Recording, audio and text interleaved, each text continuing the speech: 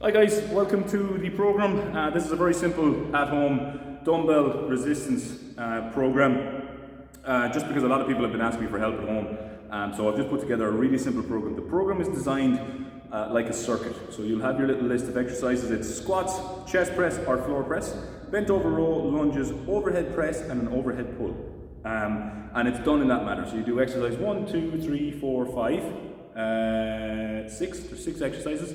And then you'll take maybe a 2-minute break or less, and then you'll go back and you'll do the 6 of them again. There are 3 other exercises on the end of it in a different colour that you can incorporate as you get stronger. So I would maybe do a couple of weeks, maybe 2 or 3 weeks with just the 6 exercises, and then after week 3 you can start incorporating the other 3 and build it up to 8 or 9 exercises. This resistance program, you can do it somewhere between 2 and 3 times a week. It probably is something I should say, if you do it once a week, you're probably not going to get a huge result off it. If you do it 2 to 3 times a week, you will start to see benefits, but it does take time. It won't happen overnight. It will depend on the weights that you're using. So if you have a big, mad, heavy weight, the chances are you're not really going to be able to lift that very many times. So if you get somewhere between 6 and 8 reps, that's fine. If your weights are too light, you might struggle. So if you can bang out 20 or 30 reps with the dumbbell, it's probably not heavy enough to actually generate a response from the body. Okay, the whole idea of resistance training is that you stress the body kind of has a bit of a think about it and says, God, I don't really like being this stressed, and then it gets stronger so that the next time you lift that weight, it finds it easier. That's the whole idea. And as you get stronger, you build muscle. As you start to build muscle, you look an awful lot better, and as you carry more muscle, you burn more calories, and then you start to lose weight. So resistance training should be incorporated as a very important aspect of a weight loss program, as well as trying to build muscle. Okay, so the squats then are our first exercise. Going to do the entire workout with a dumbbell or 2 dumbbells. Okay, so to start us off with, what is a squat? Get my dumbbells over here so you can see me. So squat is very straightforward. We're going from a standing position to a seated position and back up with no chair. Okay, we do want to see 90 degrees at the knees, so this kind of stuff is not a squat. You want to protect your knees, so don't drive them miles out over your toes. You should keep your heels on the floor and think about sitting your bum backwards. You can see the way I'm using my hands here just to support myself. If you've not done this before, just start with body weight. It can be challenging enough. Okay, we're looking to get somewhere between 8 and 12 reps on every exercise. So I can get 12 of these pretty handy. So I might incorporate my dumbbell. I'm going to hold it this way so that I can grab it by the ears. Same kind of thing again, keep it nice and close to you.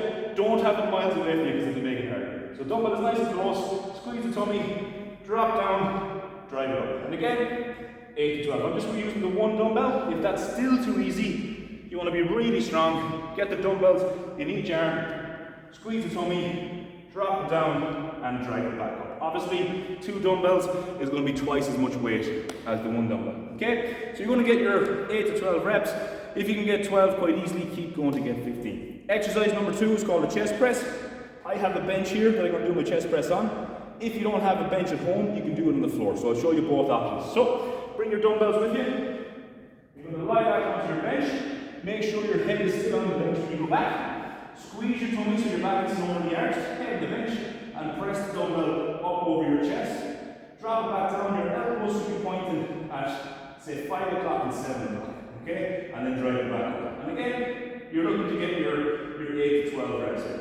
Okay, so we'll just say that's 10, 11. And try to control it so it's nice and slow on the way down. So 3, 2, 1, and drive it up quickly. You don't want to be going mad fast when you're doing this. To get back up, pop them onto your hips, sit up, and bring them with you. If you don't have a bench, you can do exactly the same exercise on the floor. It's a little bit awkward to get into it. Feet are in nice and close. Dumbbells are out the front. Drop the elbows to touch the floor. That's why it's called a floor press. And then you drive it back up again. 3, 2, 1. Drive it back up again. As you're doing all of these exercises, you're going to exhale on the hard part. So on the squat, the hard part is coming up. So you're going to inhale on the way down and exhale as you come up. It's the same thing on your chest press. Inhale as you come down and then exhale as you push up. Okay? Exercise 3 is called a bent over row. You need to be really careful with this. Okay? You need to maybe get a mirror or even record yourself to make sure you're doing this right. So bent over row is very straightforward. You're going to bend over. Your back needs to be straight. So we don't want to be like this. This is not good. Stick out your chest. Imagine you've left a mug of coffee in the middle of your back and you don't want it to spill. And then you're going to start rowing. like you're starting a lawnmower or rowing a boat. Okay? Get your dumbbells, okay, just keep picking them up. If they're too heavy, I'll give you an alternative. So lean right over, my back is nice and straight, pull to the chest, back down nice and slow.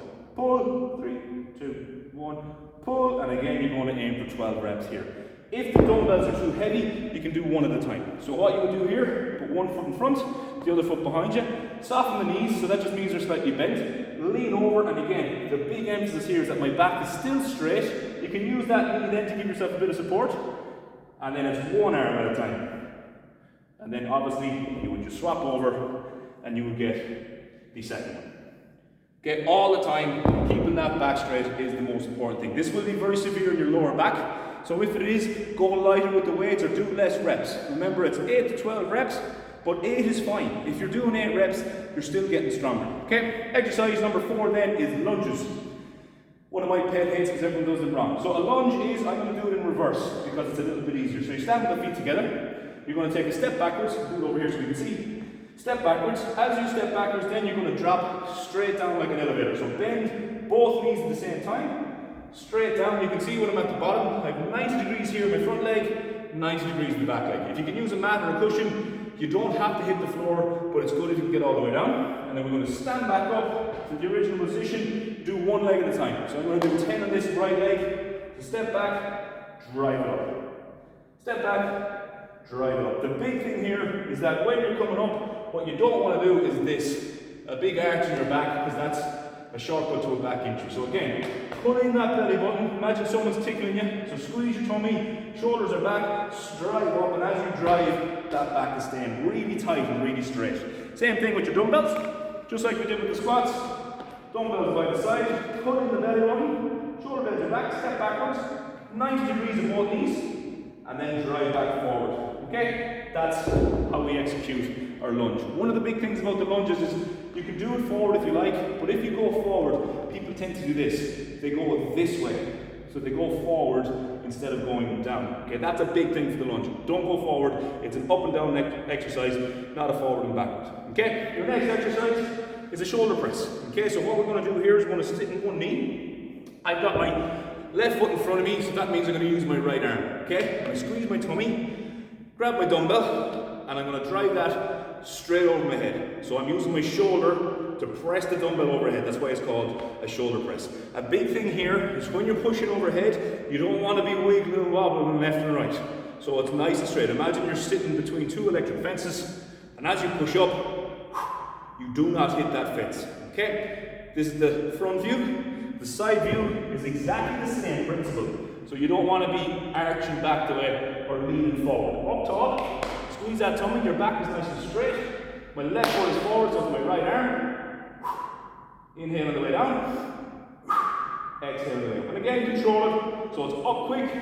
3, 2, 1 on the way down. Okay? Nice control. You do 8 to 12 on your right. And then you would swap it over. And you get 8 to 12 on your left. Your last one then is called an overhead pull. So you're back onto the floor for this. You can use your bench as well if you like. What we do here is one dumbbell. We hold it over our chest. Squeeze that tummy. You're going to push the dumbbell up over the head as far as you can manage. If you touch the floor, good on you. You don't have to though. And then you're going to pull it back to below the line of your chest. Okay, so you don't want to stop here over your face. Come right down over your chest. So reach out overhead and then pull to the chest. Overhead, pull to the chest. You can do exactly the same thing if you have a bench. We have head of the bench, tummy tight. Let the dumbbell drop over your head and then pull back. It can just be because you're not hitting the floor, you can get maybe an extra inch or two out of it, which will give you a better stretch down to your lats. Okay? That is kind of the end of the session. So what you would do now is you would take maybe a 2-minute break and then you would repeat that a second time, another 2-minute break, and repeat it a third time. 3 sets is probably enough to start with. If you've been doing it for 2 or 3 weeks, you can start to build in set 4, so you can do 4 sets of it. If after a couple of weeks as well, you'd like to incorporate a little bit extra ones, what you can incorporate are your deadlift, your press up and your pull up. And I'll just say that again, you do not have to do these in the first few weeks. These are just extra ones to help you progress, and they're difficult ones, so be careful with them, okay? So, what is a deadlift? A deadlift is kind of like doing a squat, except you're not bending your knees. Okay, so with the squat, it's a big knee bend exercise and our bum goes down. With the deadlift, it's a hip hinge. So we have a tiny bend in our knee and then our bum goes backwards, our head drifts forwards, and that's it. Okay, so you can see the way my hamstrings are stretched, but my back is lovely and straight. My hands are going to be just below my knees, and then I come back up, and when I come back to the top, I squeeze the daylights out of my bum and my tummy. Okay, so bum out behind you, drive it back up. So I'm trying to put my bum out the window here. It's not lean forward like this because you see your back arching. It's bum, back. Okay, that's why my knees are bending ever so slightly.